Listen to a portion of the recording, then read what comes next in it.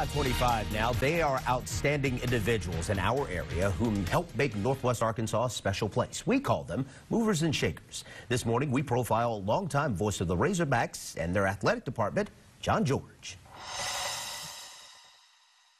Razorback fans, it's time to get on your feet and make some noise!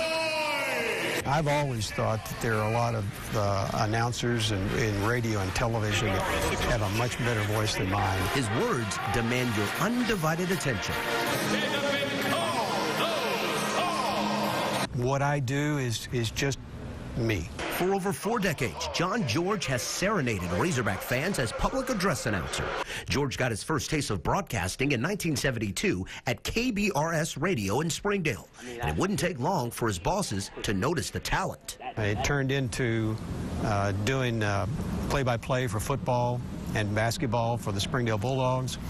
And it was, that's kind of where my first sporting opportunity came. Opportunity knocked while at the University of Arkansas in 1975 in his first role as announcer for women's basketball. In 1979, George was named PA for men's basketball, a post he's now held for 39 years. The scores could have been as high as 42-40 in a conference game with Coach Sutton and his four corners offense. So you didn't have a whole lot you had to say.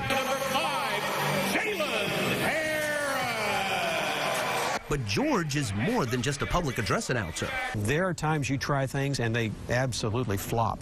Introducing the team onto the court, they just evolved over time till you find that groove. He would capture that enthusiasm in the strangest of circumstances in April 1994, on the night the Razorbacks won the NCAA championship while at Bud Walton Arena. There had to be over 12,000 people in the arena, and I was seated at the table where I normally sit, and I was calling the game as if it was here.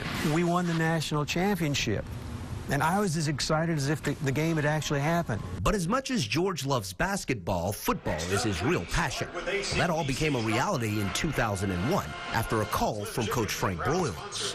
Johnny, would you like to be my PA announcer in football? And I thought, gosh, let me think. Yes. And for the past 17 years, George has fulfilled that dream, not only as game announcer, but also as voice of the Razorback Marching Band. It's a humbling experience for someone who carries power in his words and voice. I'm just window dressing. Everything else out here is what matters. But I'm just very fortunate, and I'm just glad to be here, and I'll do it as long as I can. Now, along with his announcing duties at the U of A, John George is also a familiar voice within the SEC. In fact, for the last 12 years, he's served as public address announcer for the men's basketball tournament. Now, George says in his second year, that was most memorable. That's when the tornado passed through downtown Atlanta, damaging the Georgia Dome during the tournament. He says it was the most nerve-wracking experience in his life.